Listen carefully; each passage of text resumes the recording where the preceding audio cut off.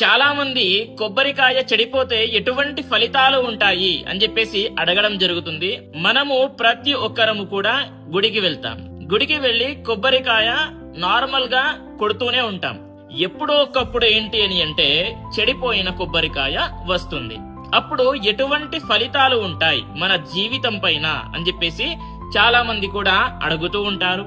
చూడండి, ఎప్పుడైనా గుర్తుపెట్టుకోండి, మనము గుడి లోపలికి కాలు పెట్టాము అని అంటే సర్వం శుభం.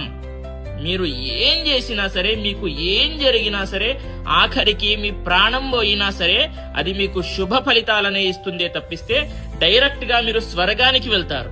అలాంటిది ఒక గుడి లోపలికి కాలు పెట్టి కొబ్బరికాయ కొడితే అశుభ ఫలితాలని పొందుతారని మీరు ఎలా అనుకుంటారు? ఎవ్వరు చెప్పినా సరే నమ్మకండి.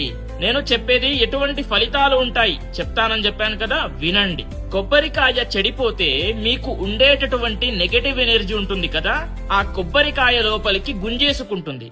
అది కూడా శుభ ఫలితాలనే ఇస్తుంది అనేది మర్చిపోకండి. కాబట్టి ఎప్పుడైనా కొబ్బరికాయ చెడిపోతే భయపడకండి, ఇంకా మీకు శుభ ఫలితాలని పొందుతారని చెప్పేసి ఆనందంగా ఇంకో కొబ్బరికాయ కొట్టండి అనే